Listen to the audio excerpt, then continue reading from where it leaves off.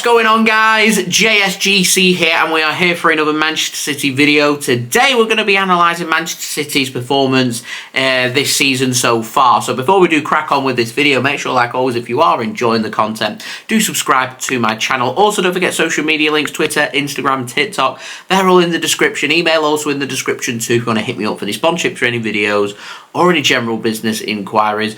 Also, don't forget as well to leave your thoughts in the comments below, and also don't forget as well and leave a thumbs up as well. That would be much appreciated. So we're going to crack on with this video. We're going to have a good look at Manchester City's performance so far this season, the direction that we're heading in, and some of my thoughts as well. So if we think back to the beginning of August, Manchester City played their Community Shield match where we nearly got the job done against Arsenal. We're 1-0 up going into the last couple of minutes of the game in added on time. Back in August, when they were adding on a good 8 to 12 minutes per game, which seems to have just fizzled out for absolutely no reason whatsoever, even though you still got teams doing the exact same thing, the ball being very inactive at points in the game and lots of time wasting going on, but it doesn't seem to be getting added on anymore, which shouldn't surprise you. It does seem to happen every season. Said they're going to clamp down on it for a few weeks and then just start to let things slide. And in that time, of course, Manchester City came a cropper and got stung by Arsenal with an equaliser, with there being no extra time, of course, in the Community Shield. Went straight to penalties. It's a lottery. Manchester City ended up being on the receiving end of a loss there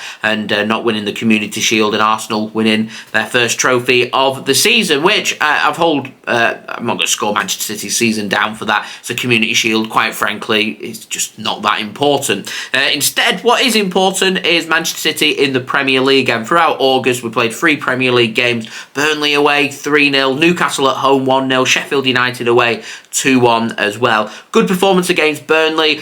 Did a good performance against Newcastle and got the job done. It was a bit of an iffy performance, our first iffy performance really of the Premier League season against Sheffield United, but it's a match away from home against a newly promoted side, offers its own difficulties, and we still managed to dig deep and get the job done with 9 points from 9 in August. Very happy with that. We also played the UEFA Super Cup match in Greece, in Athens, taking on Sevilla, where that also, like the Community Shield, finished 1-1, and Manchester City managed to win that lottery on penalties. As I said, you win some and you lose some. I'm not going to sit here and disrespect any clubs who end up coming a cropper to a penalty shootout. It's just one of them things, and we fell unlucky in the Community Shield, but fell lucky when it came to the European Super Cup, and it's quite frankly, it's a trophy we've never won. And if you used to say to me we can only win one of the Community Shield or the European Super Cup, I would say the European Super Cup, just because we've never won it before. And then into September, just before the last international break, Manchester City played Fulham, and we did win by 5-1. I think it's important to remember for a couple of them Premier League games, Manchester City didn't have Pep Guardiola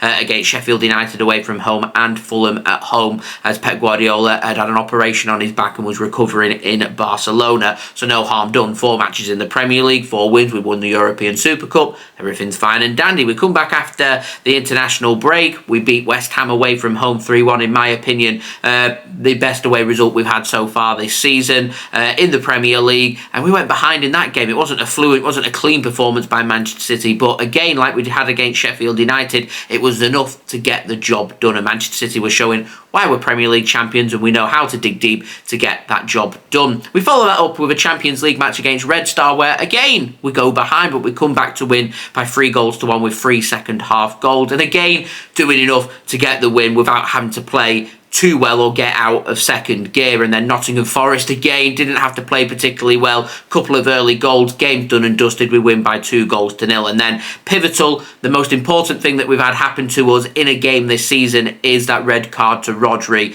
in that Nottingham Forest match, because we played 3 domestic games after that, and all 3 of them games we lost. And the fact remains, Newcastle in the EFL Cup, Wolves in the Premier League, and Arsenal in the Premier League. There are 3 games that Manchester City on paper you'd be looking at, regardless if we've got Rodri or not, or we've got Kevin De Bruyne or not. I'd be expecting Manchester City to go out there and be able to hold their own, because we've got a good enough squad. I can forgive the EFL Cup, because after all we would go out in the quarter-final stage, because it falls at the same time that we're playing the Club World Cup, and Manchester City will take the Club World Cup very seriously, considering we've never played in it before, so it means we'd have gone out in the EFL Cup at the quarter-final stage anyway. anyway, as we'd have to have fielded a team of youngsters against more than likely a Premier League team who's wanting to win the Carabao Cup. So I'm not going to sit here and say our season's a disaster because we lost in the Carabao Cup third round the first time of asking against Newcastle away from home. Disappointing, yeah, but I can forgive it. It's the Carabao Cup. Man City have won it plenty of times before,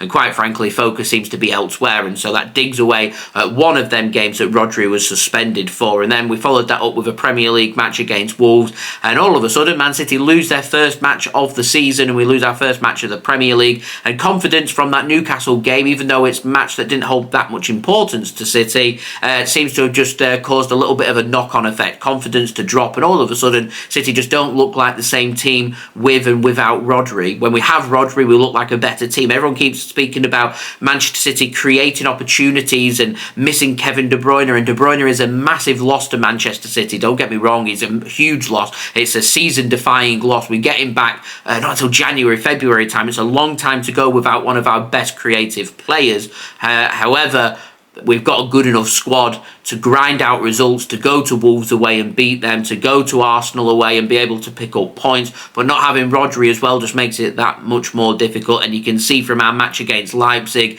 where we've had 3 domestic losses in a row, but sandwiched in between that a Champions League match against Leipzig, and we'd won that game by 3-1 away from home. It's a match that we played them in the last 16 last season and drew. Yeah, we didn't have Kevin De Bruyne for this game, but we did have him last season against Leipzig. And I think the most important thing I'm getting at here is the importance of Rodri. And Rodri is very important. I'm happy to say that Rodri is going to be back for Manchester City when we come back after the international break, because we've got 4 huge Premier League games. We might set a couple of points behind Tottenham and Arsenal at this moment in time. It doesn't concern me that much, to be honest. It's that early in the season. But the performance with and without Rodri is so different, that does cause me a little bit of concern. And so it stresses the importance to keep Rodri injury-free and suspension-free for the rest of the season. We can cope without Kevin De Bruyne, but what it's showing to me is, can we cope without Rodri and Kevin De Bruyne? You take away an Ilkay Gundogan, and that Man City midfield from last season to this season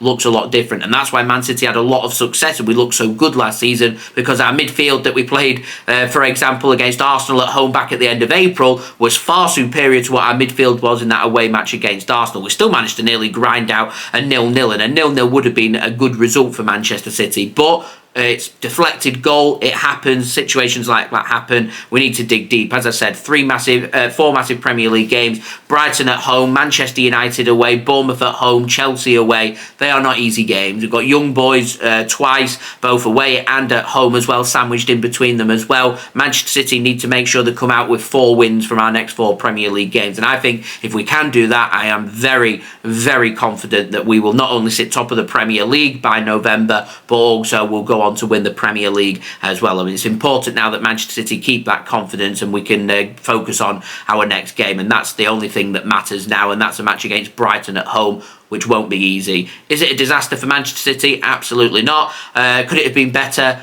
Absolutely. We're somewhere in between. It's going to happen. It's a little bit of a transition period. We know City end the season better. So I'm hoping that you guys will take a bit of confidence away from that. And you can't really judge after 8 games. I can't judge after 18 games. I can only judge after 38 games. That's when the proper judgment comes out as to whether City are stronger this season than last season or weaker.